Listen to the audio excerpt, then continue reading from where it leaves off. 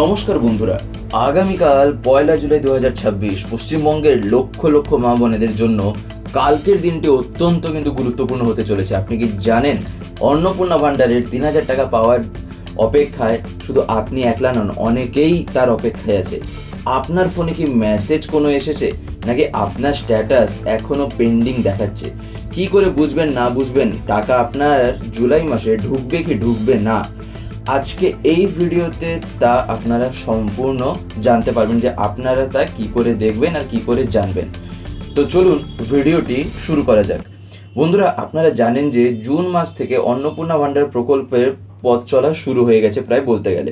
30শে June আজ, আর কাল হচ্ছিল 1 জুলাই 2026। কালকে থেকে অন্নপূর্ণা ভাণ্ডারের পরবর্তী কিস্তির টাকা সরাসরি কিন্তু ডিবিটির মাধ্যমে পাঠানো শুরু হচ্ছে। মুখ্যমন্ত্রী শুভেন্দু অধিকারী স্পষ্ট জানিয়ে দিয়েছেন যে যারা সঠিকভাবে আবেদন করেছেন এবং যাদের ভেরিফিকেশন সম্পূর্ণ হয়েছে তাদের দুশ্চিন্তার কোনো কারণ নেই। এই যে দ্বিতীয় শব্দটি ভেরিফিকেশন, এটা কিন্তু খুবই গুরুত্বপূর্ণ। ইতিমধ্যেই প্রায় 1 কোটির বেশি আবেদন যাচাই করে পোর্টালে অলরেডি কিন্তু আপলোড করা হয়ে গেছে। আপনার হয়তো শুনছেন আপনারা, প্রথম ধাপে গত 3 তারিখে অর্থাৎ 3 জুন প্রায় 28 লক্ষ মহিলার অ্যাকাউন্টে 3,000 টাকা পাঠানো হয়েছিল। এরপর 5ই জুন আরও এক ধাপে 50 লক্ষের বেশি মহিলা টাকা পেয়েছেন। এবার পালা কিন্তু জুলাই মাসের কিস্তির।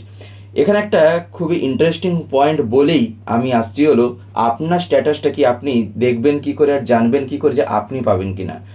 যে কথাটা বলে ঢুকবো তা হলো, এখানে একটা পয়েন্ট আছে, সেখানে অর্থমন্ত্রী স্বপন দাশগুপ্ত সংবাদ মাধ্যমের সামনে এসে অন্নপূর্ণা ভাণ্ডার বনাম লক্ষ্মী ভাণ্ডার নিয়ে একটা বড় পার্থক্য বুঝিয়ে দিয়েছেন। তিনি বলেছেন লক্ষ্মী ভাণ্ডার ছিল সর্বজনীন, সব মহিলাই টাকা পেতেন, কিন্তু অন্নপূর্ণা যোজনায় আমরা লক্ষ্য নিয়েছি যাতে সত্যিই যাদের প্রয়োজন এই ভাতার টাকা একমাত্র তারাই যেন পায়।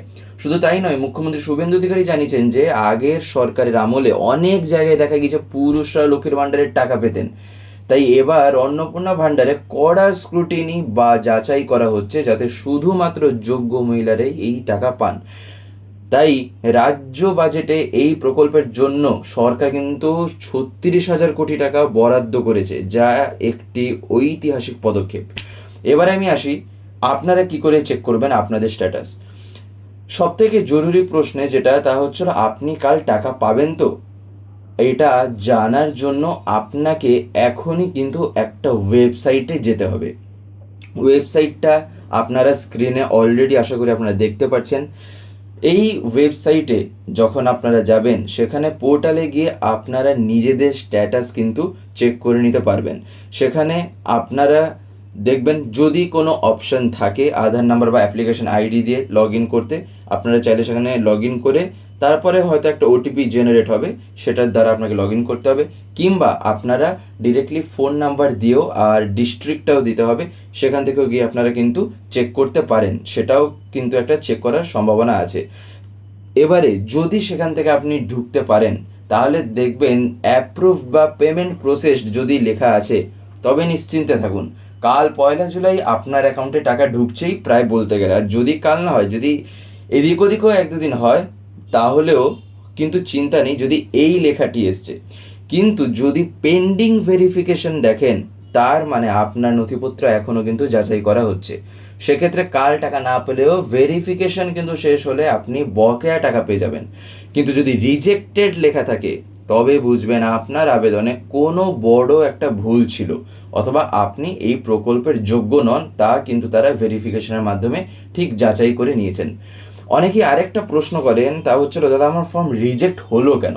দেখুন, সরকার কিন্তু এবার খুব সতর্ক পদক্ষেপ নিচ্ছে। অর্থমন্ত্রী স্বপন দাশগুপ্ত ভুয়ো পোর্টাল নিয়ে সাধারণ মানুষকে সতর্কও কিন্তু অলরেডি করেছেন। তিনি বলেছেন ভুয়ো পোর্টালের তথ্য প্রদান করা থেকে কিন্তু বিরত থাকুন। তাই যদি আপনি ভুল ওয়েবসাইটে বা ভুল তথ্য দিয়ে আবেদন করেন, তবে টাকা তো পাবেনই না, বরং জালিয়াতির শিকার কিন্তু হতে পারেন। মনে রাখবেন, যারা আয়কর দেন বা সরকারি চাকরি করেন, তারা কিন্তু এই প্রকল্পের সুবিধা কোনো মতেই পাবেন না। তাই বন্ধুরা, 1 জুলাই থেকে টাকা পাঠানোর এই প্রক্রিয়া চলবে মাসের কিন্তু 7 তারিখ পর্যন্ত। এই ডেটটা কিন্তু মাথায় রাখুন, 1 তারিখ থেকে 7 তারিখ। তাই কাল সকালেই টাকা না ঢুকলে কিন্তু ঘাবড়াবেন না। নিজের ব্যাঙ্ক অ্যাকাউন্টের সাথে আধার কার্ড এবং ডিবিটি লিঙ্ক আছে কিনা তা একবার ব্যাংকে গিয়ে বা অনলাইনে যাচাই করে নেন।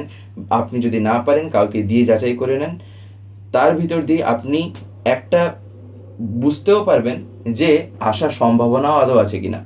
তাই আপনার স্ট্যাটাস কি দেখাচ্ছে, আপনি কি টাকা পেয়েছেন, নিচে কমেন্ট করে অবশ্যই জানাবেন। আর হ্যাঁ, যারা এখনও আবেদন করতে পারেননি, আপনাদের হাতে কিন্তু 25শে আগস্ট 2026 পর্যন্ত সময় আছে।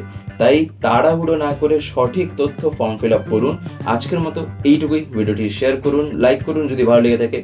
আর যদি বাংলার সিচুয়েশন চ্যানেলটিকে সাবস্ক্রাইব করে না থাকেন তাহলে অবশ্যই সাবস্ক্রাইব করে রাখুন। দেখা হবে পরবর্তী ভিডিওতে। ধন্যবাদ।